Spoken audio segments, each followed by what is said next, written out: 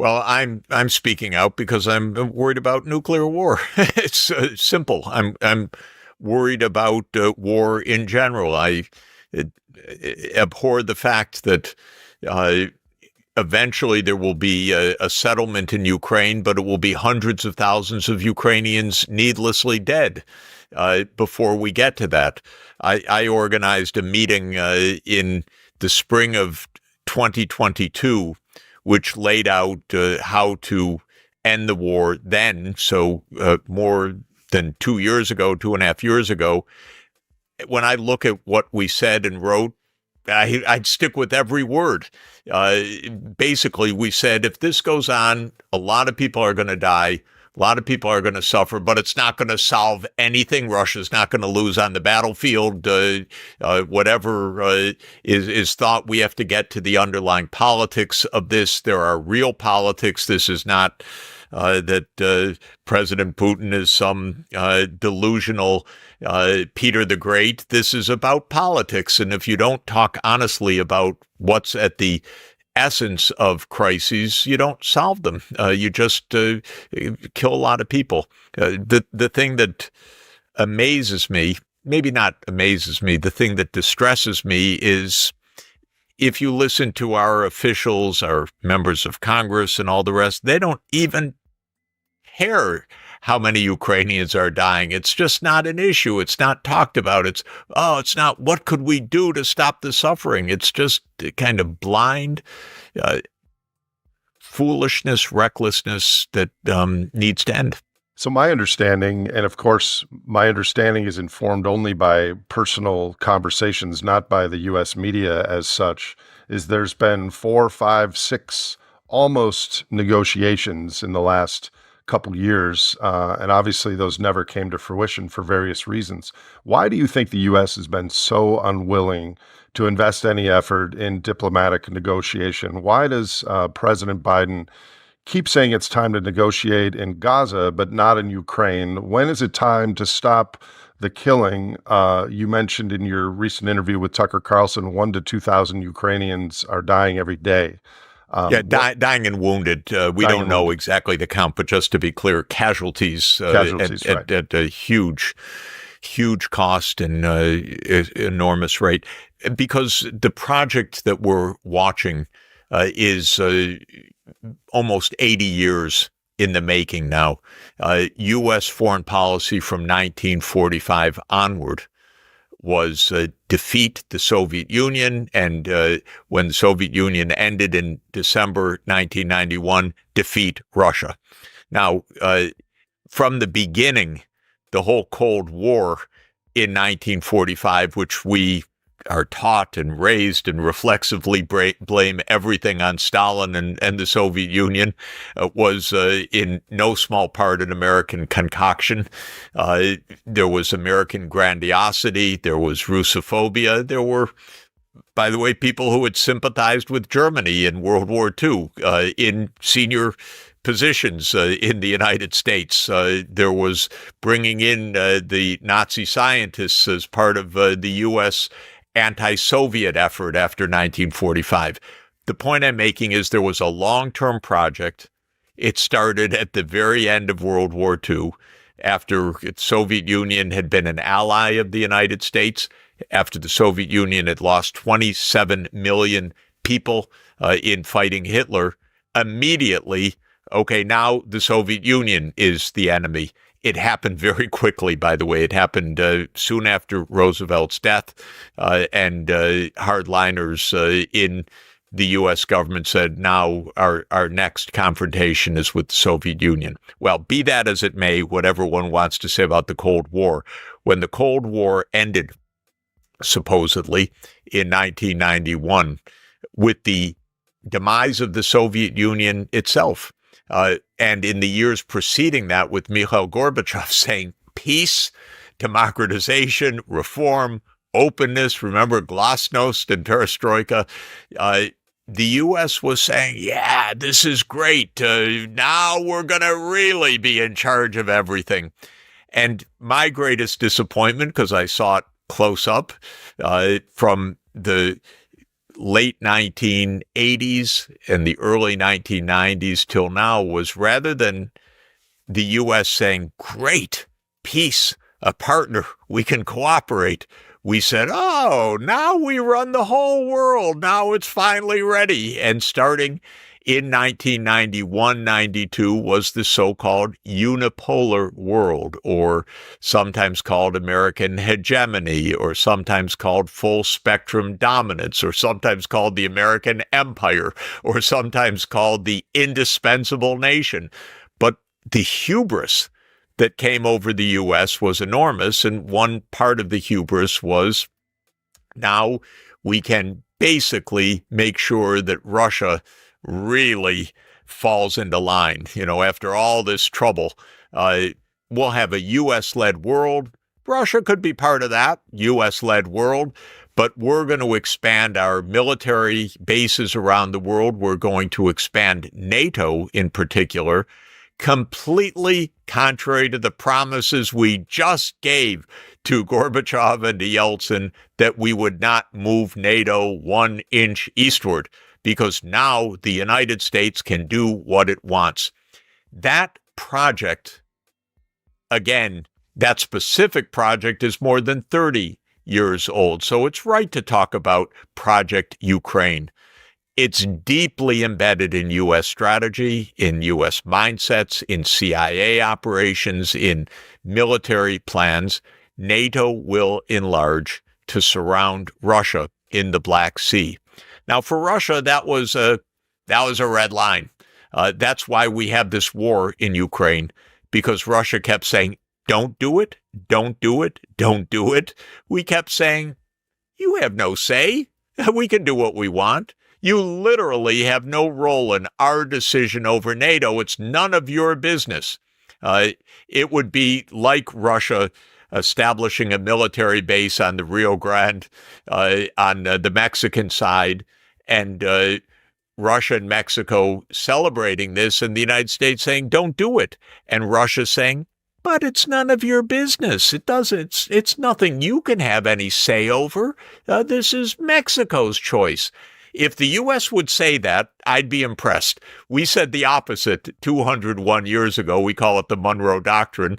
We say it repeatedly. Don't you dare come close to the United States, you overseas powers and threats.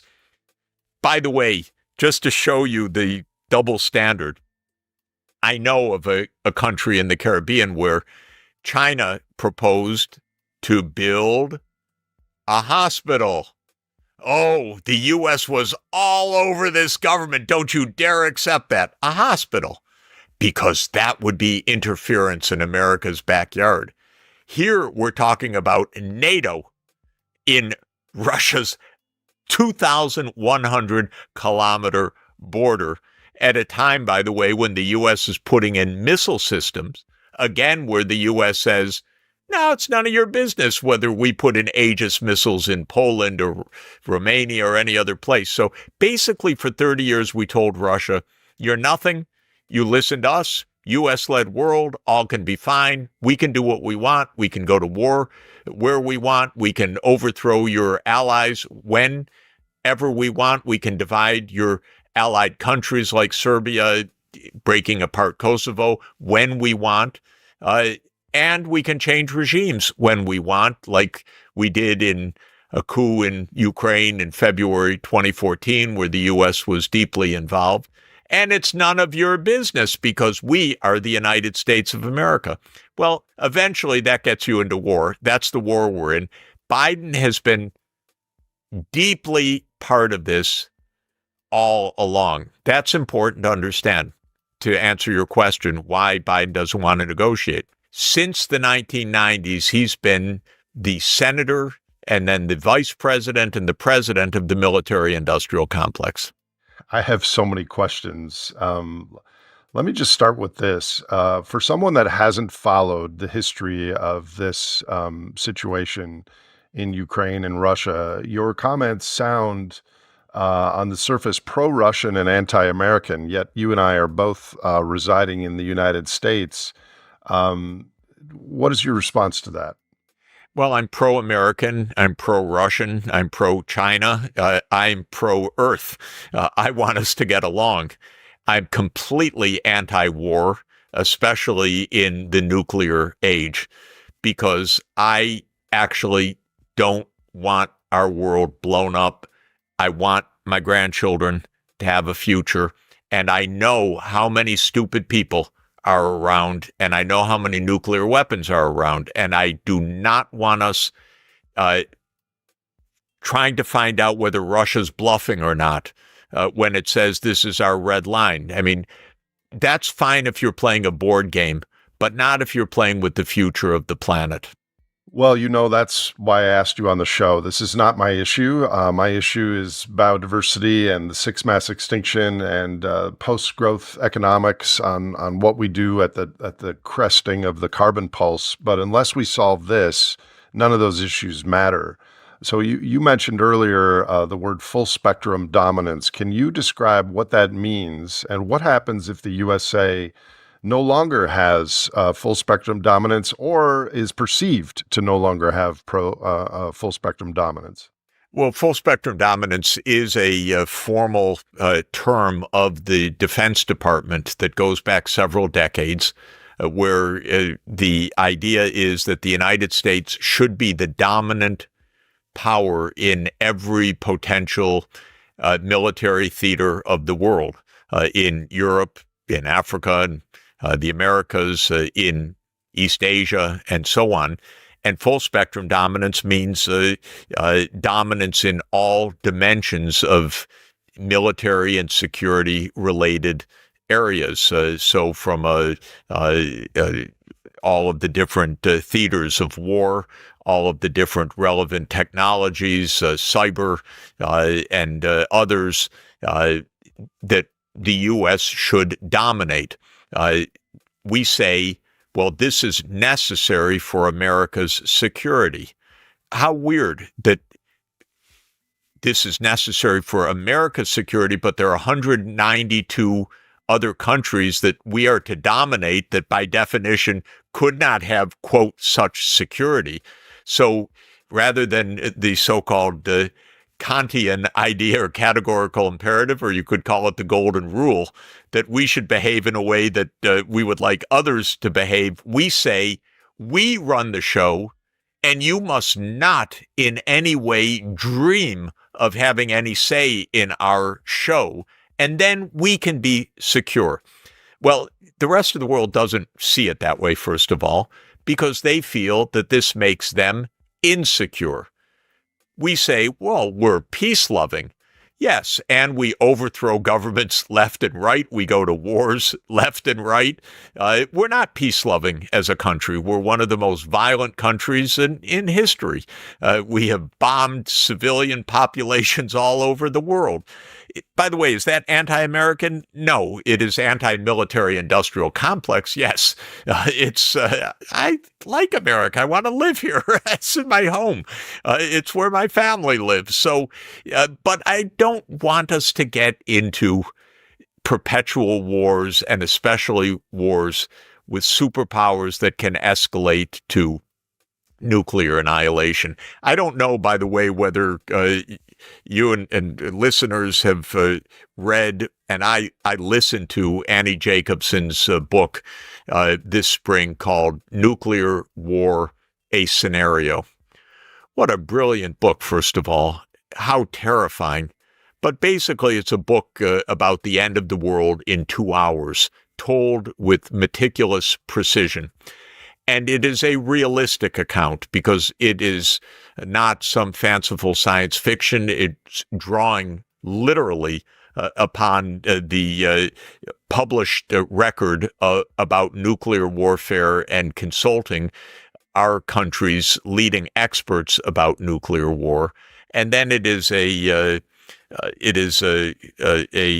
terrifying, riveting, breathtaking, heartbreaking account of minute by minute, second by second, in some cases, how the world comes to an end. And I have now worked in every part of the world. I've been engaged in economic diplomacy. all over the world. But, it's like I catch wind of these things because you see with your own eyes things you don't quite want to see. You get to gauge how intelligent are these people at the top? And the answer is it varies a lot, but don't count on intelligence to save us. Don't count on prudence to save us. And when I see when I get and please don't anyone send me an email saying you're worrying too much about nuclear war. Because if you write that, you just don't know. Sorry to say it. Frankly put, you don't understand how close we have come to nuclear war, how many American senior officials wanted preemptive first strike nuclear wars that would have ended the world, how casual we are about squandering lives by the hundreds of thousands or millions, how it's viewed as a game, and even the name game theory, frankly, it's a giveaway. You could call it strategic theory. We don't call it strategic theory. We call it game theory, and it's a kind of mindset. And the mindset could be completely disastrous. I'm quite well aware of the logic underpinning that. I'd like to have Annie Jacobson and maybe you and others on a round table, because I think this is so important to be discussed. Let me ask you a question I planned to ask at the end, but it follows on what you were just saying. I'll start with a quote. Maybe you know the author of the quote. Quote, "Unless we establish some form of world government, it will not be possible for us to avert a third world war." Do you know who said that? No. Winston Churchill. So my question is, great quotation. When did he say it? Do you know offhand? I don't know. I don't know. We'll look it up. Given what we face, climate change, resource depletion, a move, as you were saying earlier, from a unipolar to a multipolar world, do you see any possible path of avoiding future resource wars? Such wars have been the most common reason for organized conflict throughout human history. But now, as you were saying, in an era of mutual assured destruction that could happen within hours, could there be mechanisms put firmly in place that prevent or reduce the risk of civilization-ending moments of strategic escalation? Of course there can be, and of course there need to be such institutions built. And let me say a couple of things about this. First, on the positive side, and it's really important, we are not in a struggle for survival where it's the U.S. versus China versus Russia versus others. We are not in a struggle for survival, even taking into account all of the stresses on biodiversity and the Earth's carrying capacity and so forth. We have the means and the technology to actually see our way through for everybody to live decent lives on this planet without the need for some to die and others to survive. Hitler's phrase was Lebensraum. We're going to invade the Soviet Union because we need living space for the German people. And that idea actually goes back to Malthus, who said we are physically limited. It goes back to Charles Darwin, who said, Malthus gave me the idea of what the mechanism of natural selection really is, which is the propensity of organisms always to push against the limits of the carrying capacity for their species. Now, one thing that Malthus believed was that as people got richer, they would have more children and more procreation. The thing that enables us to escape from Malthus's particular prediction is that as people get richer, they have fewer children. So the population tends to stabilize, not by the positive checks that he said, war, pestilence, disease, famine, but actually by people choosing to have smaller families. And that's a pattern all over the world. That's a voluntary pattern, and it's leading, by the way, to a stabilization of the world population, probably around 9.5 to 10 billion people, depending on the details. Can the world manage that peacefully? Thank God the answer is yes. But we are primed to see enemies everywhere.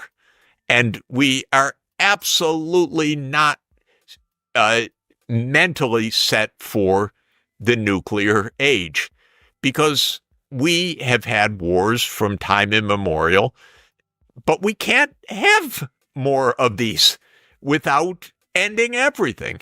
And so we have to think differently.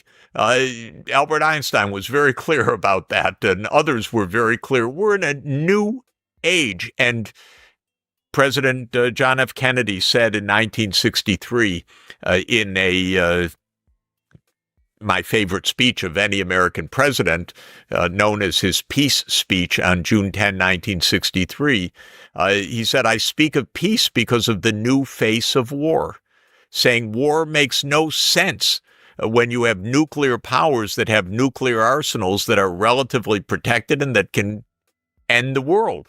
It makes no sense anymore. Now, you come to the very crucial question, and I have to track down, I should know, but I didn't know Churchill's statement about world government. But here's another huge misunderstanding. The idea of world government is maybe one of the greatest anathemas in America. No one's ever going to tell us what to do. World government, that's totalitarian, and so forth. This whole approach is a mistake, because we don't have one government. Our choice is not national government versus world government. Our choice is not national government versus state government, or state government versus city government. We have different kinds of functions that need to be carried out by different kinds of institutions at different levels.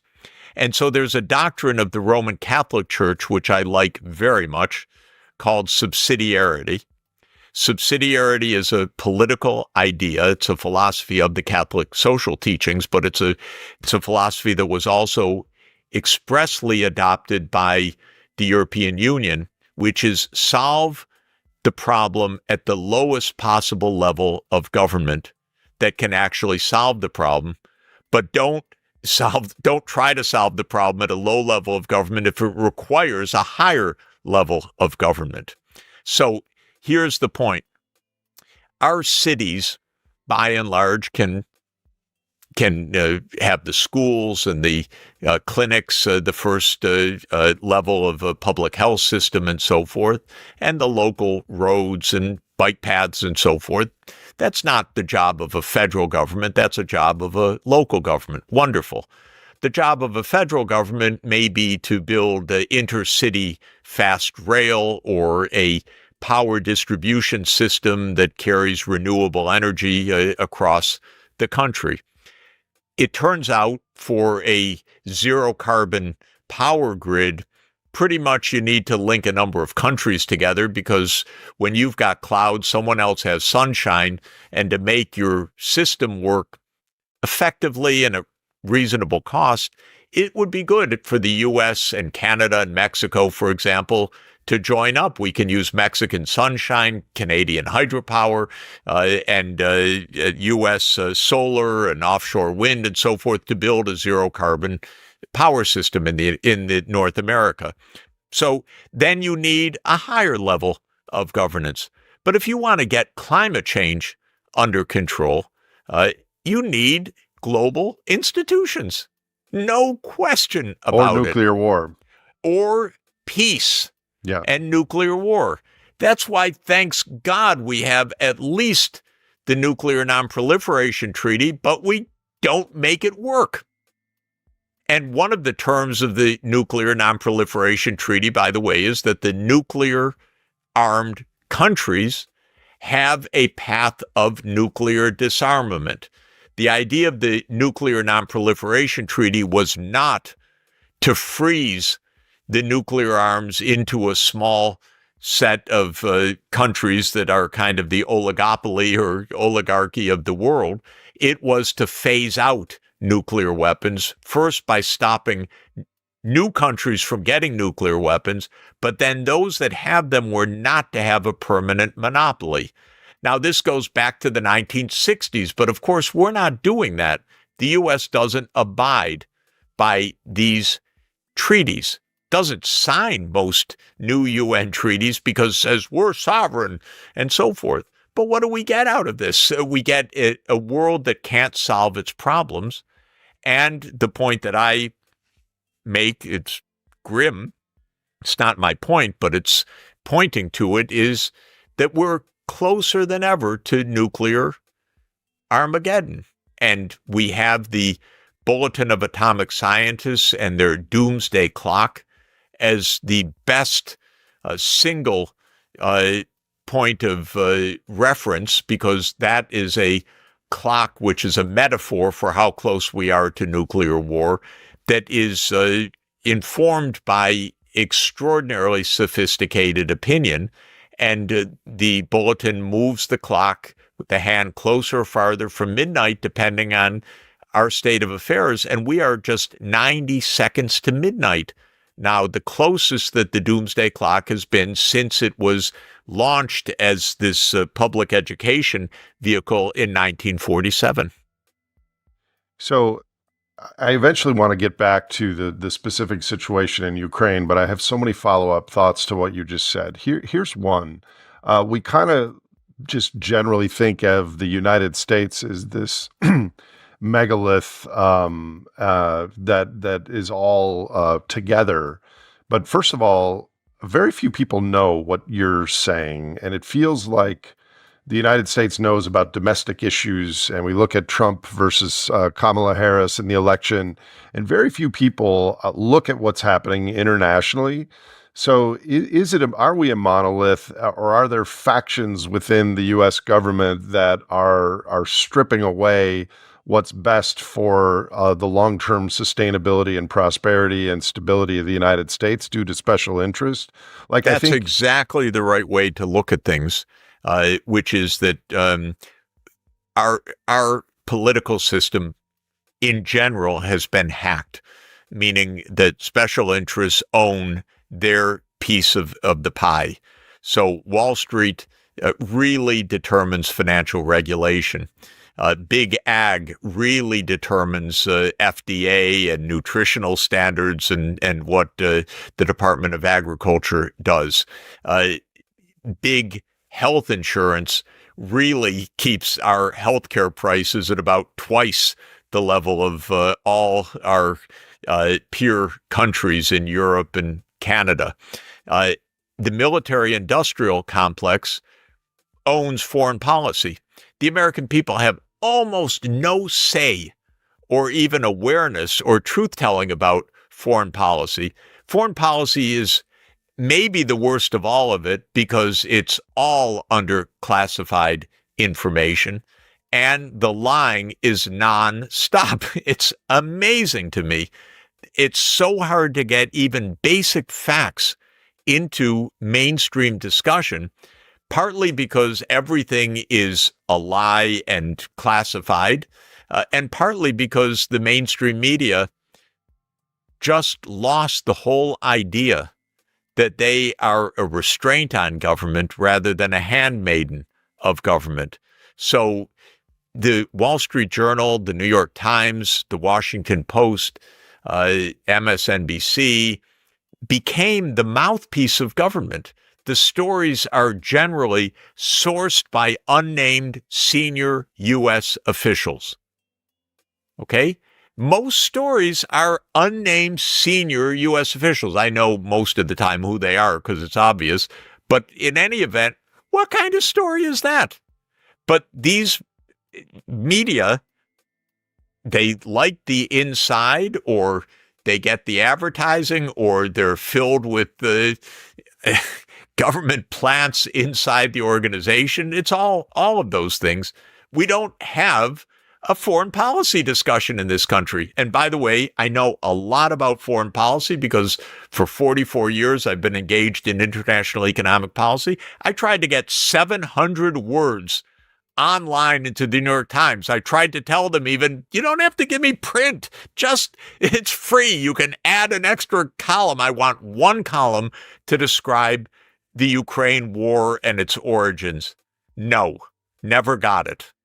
So this is something that concerns me not only for the Ukraine situation, but for climate and resource depletion and biodiversity and any other thing that goes counter to the public narrative.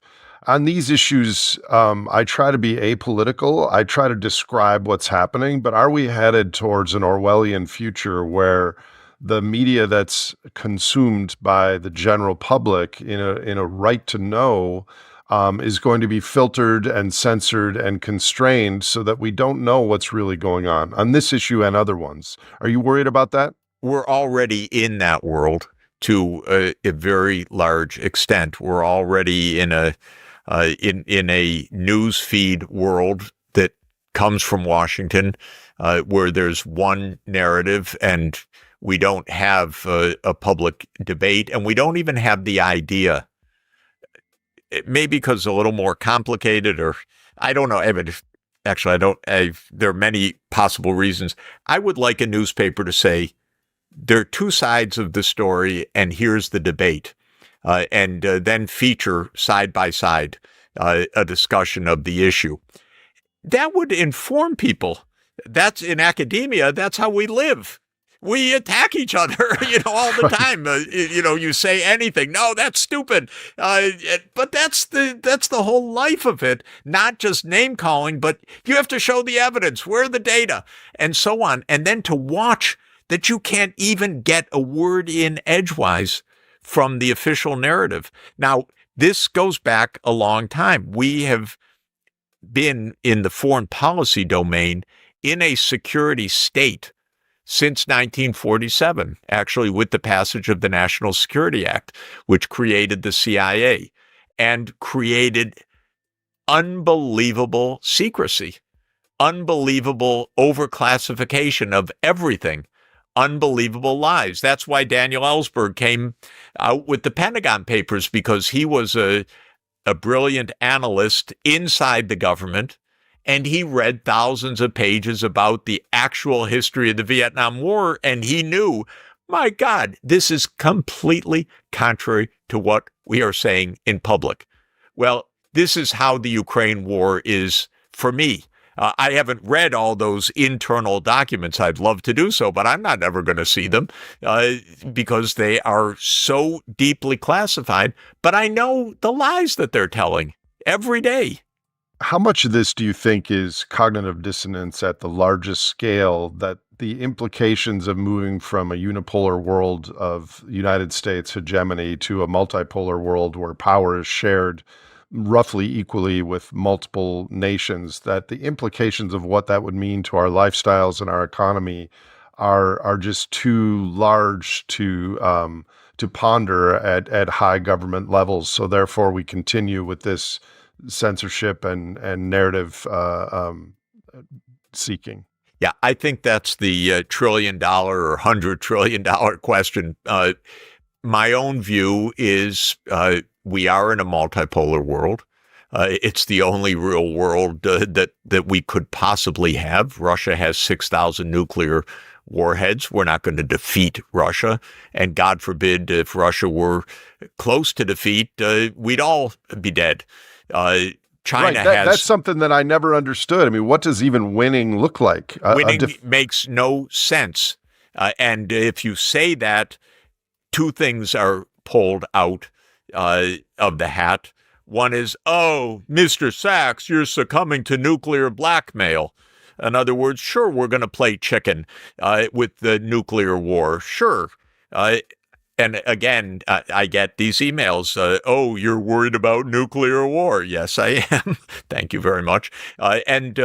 So that's one thing that's pulled out of the hat. The other is regime change. Oh, yeah, Russia's hostile right now, but that's Putin. But the Russian people are going to overthrow Putin. Now, this is also a deep American idea, but the deeper idea, of course, is we're going to overthrow Putin because we are addicted as a country to covert regime change operations, which most people aren't even aware of because they're covert. And the U.S. doesn't stand up and say, we overthrew this government. It says the opposite. We had nothing to do with that. That was a popular uprising. So this is a big part of the problem. So to go back, we have several major countries, China, India, Russia to start with, because I count those three plus the U.S. as truly, indisputably the world's superpowers right now. Not one of them can defeat the others. They're all nuclear powers. They could all end the world. They're all big but the truth is none of them threatens the others except in nuclear war. China's not going to defeat the United States in a conventional war. What, send its army across the Pacific in the Navy? Come on, this is absurd. China doesn't threaten the United States, except if we stumble into a nuclear war. So what's the lesson of that? Avoid nuclear war. Don't press each other's red lines. Don't step on each other's toes. Don't humiliate each other. Speak respectfully and look for the mutual areas. Russia does not threaten the United States except if we provoke a nuclear war. This is hard for Americans to understand, perhaps because we're told the opposite all the time. But the opposite is the message of the military-industrial complex, which, by the way, doesn't mind a $1 trillion a year business program. So that's not the only reason we have this. We have grandiosity, we have hubris, we have a long-standing messianic view, a belief that we're the only ones that can run the world, blah, blah, blah. You're living in a past world, Mr. Biden. You were an advisor to Boris Yeltsin after the collapse of the Soviet Union. And to Gorbachev before that. I didn't know that. Yes, because I worked with his economic team trying to get Western help for a kind of soft landing for the financial crisis that the Soviet Union felt so that we wouldn't get into disaster. So how does the current situation between NATO and Russia rhyme with the USA and the Soviet Union 30 years ago when you were directly involved? What's similar and what's different? In 1989, 90, 91, 92, when I was working in Poland and Central Europe and Ukraine, in the Soviet Union, then Russia, in Estonia, it was like a miracle. Peace. The Cold War, the possibility of nuclear war. Done. Russia, we want to be a normal country. We want to be a democracy. We want to be your best friends, United States. This was not rhetoric. This was the real possibility. And what did the United States do? By U.S., I don't mean the people of the United States. I mean our security state. Ah, yes. So now we run things. We get it. No. We want to be partners with you. We want to cooperate. Yes, we understand. Now we run things. Now we determine everything. No, that's not exactly what we mean. We mean we should have treaties. We should respect. No, we understand perfectly. We run things. This was basically the response. So where we are today is exactly the opposite of where we should be and where we could have been. And I sat across from Boris Yeltsin and heard from his own mouth, without question, we just want to be a normal, cooperative country. Thank you, Mr. Sachs. Can you help us with that? And it wasn't some crazy rhetoric or spy novel or anything else. It was the real belief. Okay, that whole Bolshevik detour, It wasn't good for us. It wasn't good for anyone. We don't want it. We want to be normal. We don't want to be a Bolshevik regime. The United States could not say, oh, thank God. Now we have a friend, a partner. Let's work on this and, figure out how to move forward. To this day, we can't do that. We see everyone big as an enemy because it threatens U.S. Full spectrum dominance, because it threatens U.S. hegemony. So on your question, why don't we say this? It's not because it would be hugely costly to the American people. It's not even because the American people demand supremacy or hegemony, but it is because it's deeply embedded in the U.S. security state. And it is the mission of the security state. And it is the gravy train of hundreds of billions of dollars of military contracts each year. Though I don't think that's the only reason, but it's one of them. It's the mindset, because peace with Russia and China is not expensive for the American people. It's cheap. We have $1 trillion a year military budget now. That's just counting the baseline, because there's a lot above that, like veterans benefits, that are another very heavy load, not even counted in that first $1 trillion. This is expensive. These wars have cost us many trillions of dollars. So it's not costly to be peaceful. It's only beneficial. But our mindset has to change.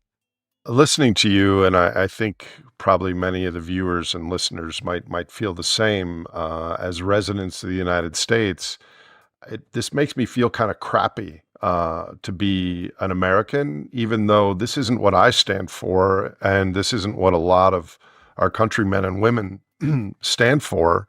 But we are used to 200,000 kilocalories a day worth of primary energy, and these wars have controlled oil and the flow of spice, metaphorically, in the world. How can I travel a lot, and I love meeting people in other countries, and they used to really admire the United States, and I'm seeing that tarnish a little bit. As people, as individuals, we have camaraderie and trust and love and collaborate on world issues, on biodiversity and climate. But there's this government, it's feeling like it's shifting a little bit, and we've lost that international goodwill. How can we get that back? And what are your thoughts on that? We need not our security state. We need our republic. The Roman Republic became the Roman Empire. The American Republic became the American Empire. We didn't name it that. We didn't call it that. But we became a security state already in January 17, 1961. In his farewell address, Dwight Eisenhower warned us about this, and he knew that we had the military-industrial complex. We've had one review of the CIA since its inception 77 years ago. Are you kidding? One time, the Church Committee. Since then, no public scrutiny, no understanding, no review. So we need to get our country back in a very direct way. Stop the secrecy.